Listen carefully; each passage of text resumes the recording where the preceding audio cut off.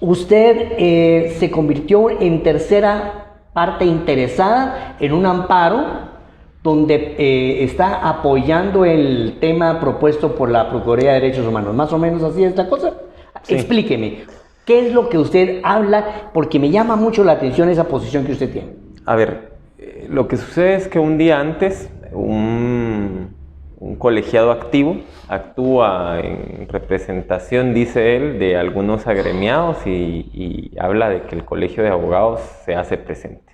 Entonces esto me lleva a mí a decir, no, en realidad no me representa la acción, voy a presentarme porque por razón de trabajo yo he conocido el informe que ha remitido el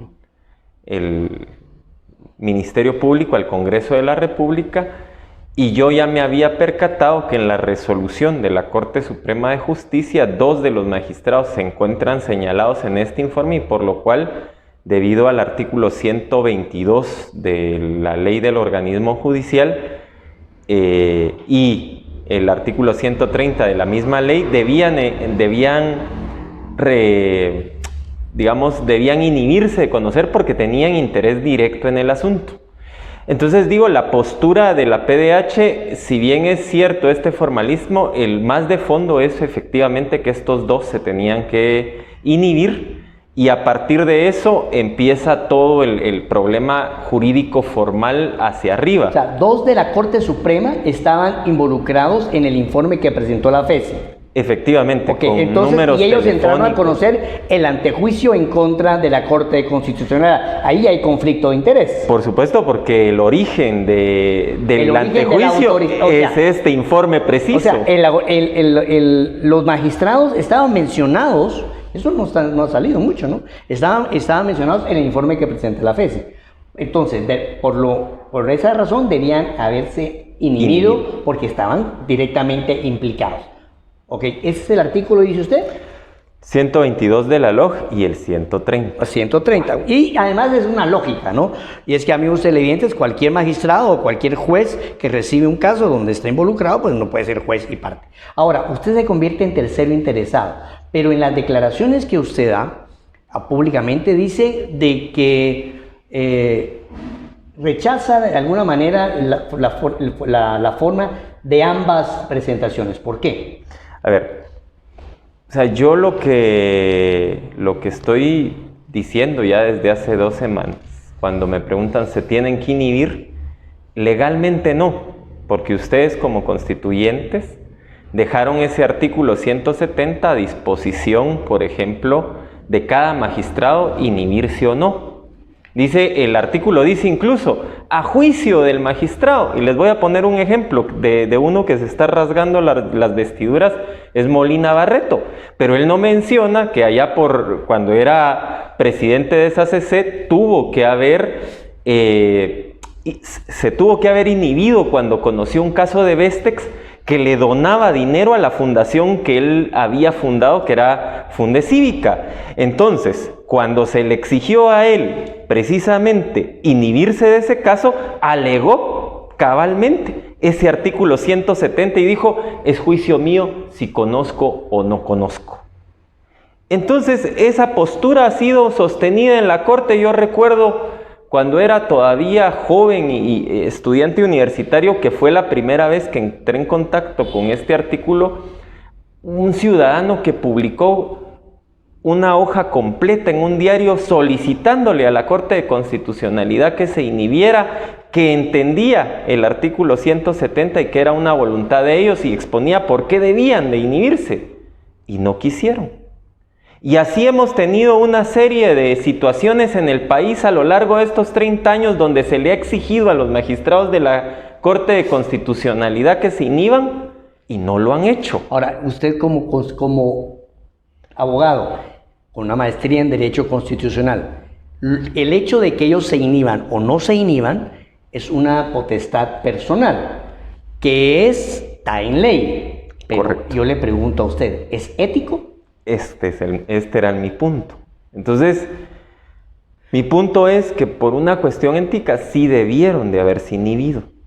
Es decir, ¿para qué vamos a generar más conflictos si ya sabemos por ejemplo, que ni siquiera esta Corte, sino desde 1995, en 2004, en 2006, en 2017 se ha estudiado el perseguir penalmente a los magistrados y no ha sido procedente, y esto es ley, porque según el artículo 43 de la Ley de Amparo, ya cuando hay 3 fallos contestes es ley que debe de aplicarse en los procesos, nos guste, no nos guste. Para que eso cambie, tendría que haber otros 3 fallos contestes donde la Corte cambiara de posición.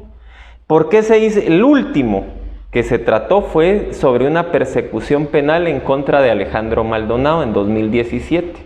Y ahí precisamente se sentó la jurisprudencia que no era dable la persecución, precisamente basándose en la opinión expresada en la resolución. Y es que aquí la otra sede de discusión es si son opiniones por las cuales no ser perseguibles, pero resulta que toda la doctrina jurídica lo que predica es que los jueces solo opinan a través de sus resoluciones. Entonces ese famoso artículo 167 es correcto. Ellos no pueden ser perseguidos por resoluciones que otorgaron en ejercicio de su cargo.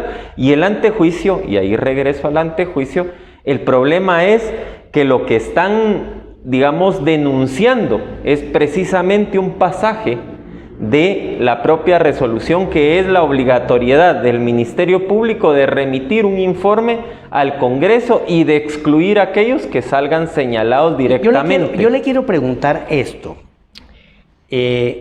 ¿Es potestad de la Corte de Constitucionalidad interferir en la labor legislativa de un órgano del Estado? ¿No atenta esto contra la separación de poderes? Qué buena pregunta me hace, ¿Sabe por qué a mí me interesó tanto estudiar la Corte de Constitucionalidad y toda su teoría y todo el andamiaje teórico que lo acompañaba? Porque cuando yo empecé a leer los diarios de sesiones, precisamente en el tema de Corte de Constitucionalidad, me apasionó que los constituyentes solo adoptaron la posición del Colegio de Abogados y esto metieron. Y nunca exploraron realmente qué significaba la Corte de Constitucionalidad de Kelsen. Sí, como un poder como un poder que se sobrepone a las instituciones del Estado. Es que ahí es donde yo veo, bueno, yo fui parte de la Asamblea Nacional Constituyente, en esos momentos había mucha buena intención, pero fue complicado. Ahora bien, el hecho de que se haya abierto una puerta no quiere decir que entren todos los demonios por ahí, porque veamos el caso.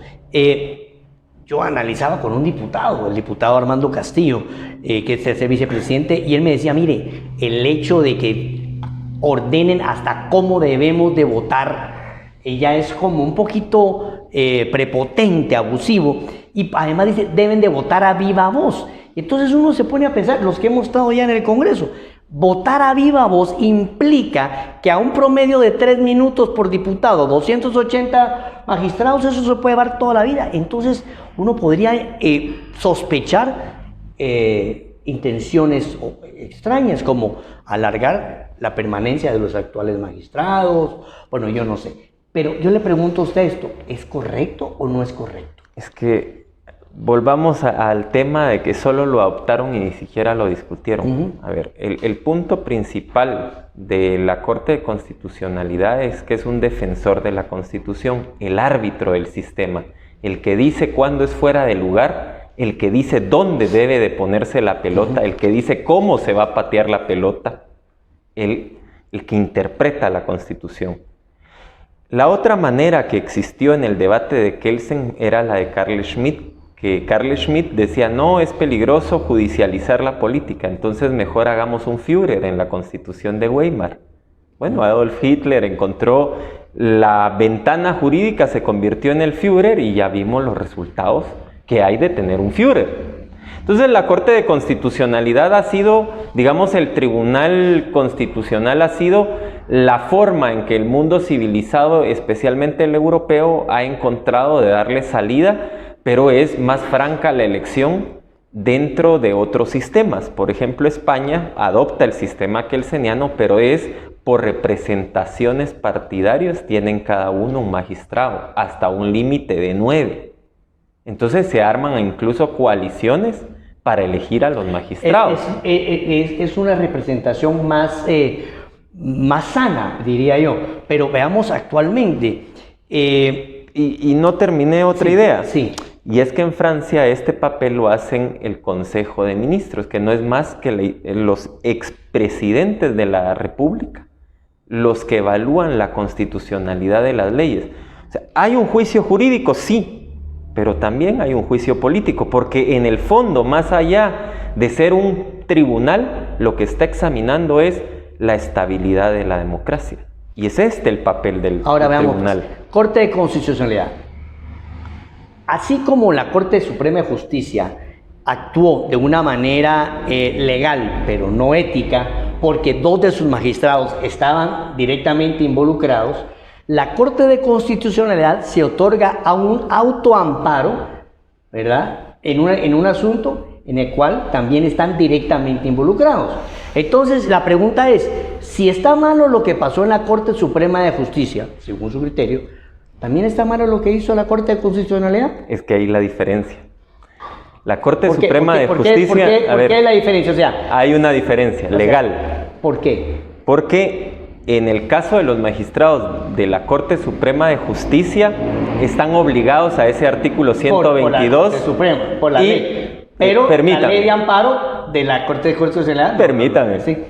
Entonces, lo que resulta es que los 2 magistrados están obligados por el 122 y 130 de la ley del organismo judicial, pero resulta que cuando llega a la Corte de Constitucionalidad, por efecto de la misma ley del organismo judicial, de su artículo 13, dice que se aplicará la ley especial sobre la general. Y la ley especial entonces es la ley de amparo, que contiene un artículo sobre la inhibitoria, que es el 170, y que expresamente dice, no aplica a las causales de la ley del organismo judicial. Ahora, yo le pregunto, los magistrados tienen la opción legal de no inhibirse, pero éticamente, yo le pregunto al maestro de Derecho Constitucional, al abogado, ¿cuál es la diferencia?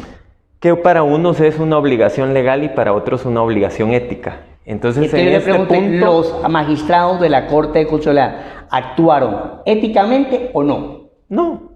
Esa es una cosa interesante. Ahora, usted pone una solicitud y se une a la solicitud del Procurador de Derechos Humanos. Ahora, ¿cuál es la salida de todo esto?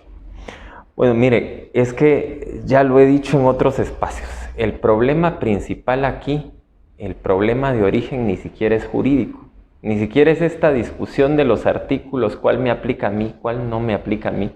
Aquí la discusión de por qué inicia todo este problema, si nos damos cuenta cuál es la denuncia del antejuicio, es el famoso informe que remitió el Ministerio Público al Congreso.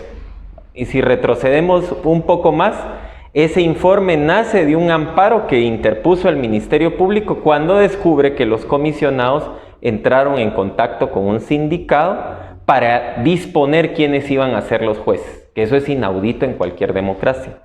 Es decir, ¿cómo un sindicato va a escoger a los jueces que lo van a juzgar? Este es el problema de base. Cuando llega al Congreso, en realidad lo que estamos viendo es la confrontación de los intereses de quienes ya tenían en la escogencia de los candidatos sus propios representantes y los que se oponen a la llegada de esos representantes, y que tiene un disfraz jurídico, pero al final lo que se está peleando aquí es la disposición de quiénes van a ser los magistrados. Ahora, ¿quiénes están luchando por una posición de poder? Todos. ¿Quiénes? Es decir, todos los partidos representados en el Congreso. Partidos, grupos paralelos. Mire, pues es que la diferencia entre la Fundación Mirna Mac o cualquier otra organización de sociedad civil, incluso hay organizaciones de derecha como Fundación contra el Terrorismo que hacen sus tachas públicamente. Aquí no hay problema. ¿Por qué no hay problema que tengan incidencia? Porque son grupos de poder que la democracia permite y que lo hacen a la luz del día. Todos van a jalar de la cuerda, todos. Ese no es el problema, porque todos sabemos cuál es la agenda de cada uno. La conocemos. El problema está en la negociación bajo la mesa. El problema está en esos grupos paralelos que cabal Larios Ochaíta en la constituyente denunciaba. El difunto Larios Ochaíta, uno agarra el diario de sesiones y dice: esos grupos de poder que pulularon en el Congreso desde el 65 para cuando hubo el golpe de Estado en el 82 para poner sus magistrados, eso se va a trasladar al Colegio de Abogados y a la universidad y van a ver qué problemas va a dar. Claro, así es. Y bueno, aquí están los problemas que advertía el señor. Con toda la sabiduría del mundo, él sabía que los grupos que les gusta estar bajo la mesa se iban a trasladar allí a escoger a sus magistrados. Entonces el problema es la forma de elección que tenemos. Y por eso hemos predicado desde hace muchos años que la solución está en hacer carrera judicial, por lo menos hasta segunda instancia. Ya la Corte Suprema de Justicia es un poder, y como poder, entonces tiene que tener representación política. Pero hay que ser más francos también. Uno de nuestros grandes problemas como guatemaltecos es que no somos francos, no somos transparentes para decirnos las cosas de frente. Nos cuesta. Y cuando alguien dice las cosas de frente, dicen es que es demasiado abusivo, o sea, cae pesado. O lo quieren encasillar en una posición ideológica.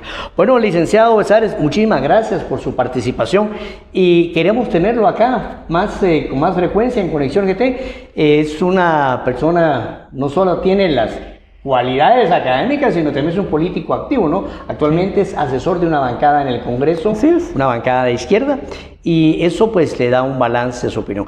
Bueno, vamos a un pequeño corte comercial y regresamos con otra entrevista acá en Conexión GT. Frente al COVID-19, protejamos a los más vulnerables. Si estás embarazada, continúa tu control prenatal. Cumple con el esquema de vacunación.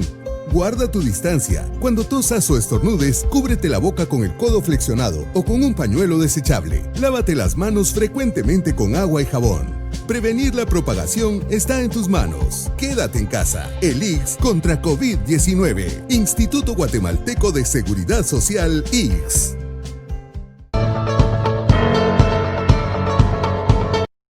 Bueno, interesante los conceptos del doctor Alfredo García Sicavisa. Hablamos de una lucha de mafias en las cuales se quiere apoderar del control de las cortes que tienen en sus manos la aplicación de justicia para protegerse, cuidarse o negociar los futuros resultados de los magistrados. Bueno, continuamos con las noticias y ahora les tengo algo